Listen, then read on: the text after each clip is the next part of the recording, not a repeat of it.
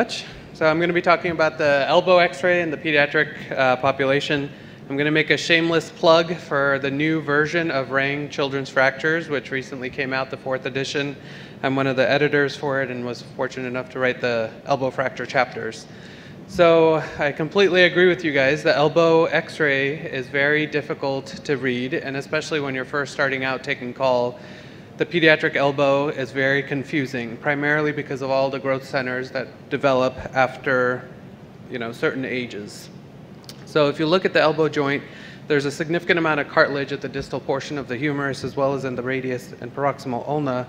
And so we're all aware of these secondary ossification centers that develop throughout life. And so I think kind of the first thing to remember for residents, medical students, first starting to take call and treating pediatric fractures is when these ossification centers should be present, and that can help you determine whether or not there's pathology present. So just to go over those again, the capitellum, the radial head, the medial epicondyle, the trochlea, the olecranon, and the lateral epicondyle. So I think the first thing to be good at reading elbow x-rays is to know that you need to start with the physical exam, because any pediatric elbow x-ray that you look at, it's really helpful to have evaluated the child first and know where the tenderness is present. Also, I think examining the contralateral arm is extremely important.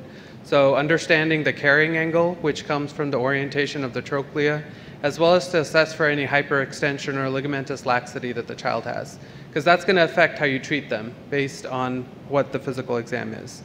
So typical supracondylar humerus fracture, the primary things to look for areas of swelling, the ecchymosis, these puckering signs that you guys should be aware of, whether they're medial side, lateral side, and that should also tip you off to what type of nerve injuries are most common in these presentations.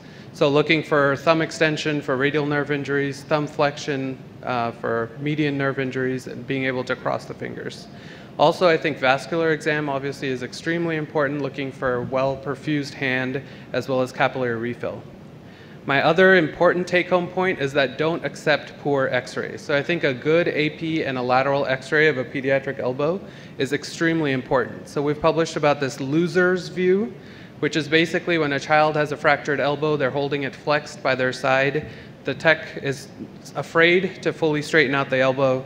So you get an AP of this bent joint, and it's extremely difficult to interpret that x-ray. So always know that it's okay to send the child back for a repeat x-ray and to get a contralateral x-ray if needed to have a comparison. Also, oblique views, internal and external rotation, can be extremely important. So basically on the AP radiograph, some of the primary angles that you're looking at is the Bowman's angle, which you make a line down the long axis of the humerus and then onto the capitellar physis.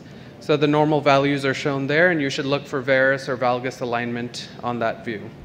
On the lateral view, you want to make sure that you have a true perfect lateral, which you should see this hourglass figure on the distal humerus. So some of the things that we're looking for on the lateral x-ray is where it bisects the anterior humeral line. So it's important, all these figures show the anterior humeral line on the distal flare of the humerus, but you should be aware that the humerus is oriented or flexed anteriorly. So drawing the line higher up along the diaphysis to see where it intersects the capitellum is extremely important. Also, it's important to remember that the shaft condylar angle should be somewhere around 30 or 40 degrees. So any amount of extension, especially in type 2 supracondylar humerus fractures, you should be worried about hyperextension of the child and repeat injuries. So that's, there again, a contralateral elbow exam to look for ligamentous laxity and carrying angle is important. The other thing to be aware of is these anterior and posterior fat pad signs. I'm sure you're all very familiar with Dr. Skaggs' paper from LA, that if you see these fat pads, it usually indicates an occult fracture, and the table there shows the most often seen fractures in these patients. So supracondylar being number 1, proximal ulna, lateral condyle, as well as radial neck. The other thing to look for is the alignment of the radiocapitellar joint. So I'm sure all trainees are aware that no matter what view you have, the capitellum and the radial head should be pointed directly at each other. So that bottom x-ray shows an anterior translation of the radial head. So once you have your good, perfect x-rays and maybe even a contralateral arm x-rays, you should start creating a differential diagnosis in your mind.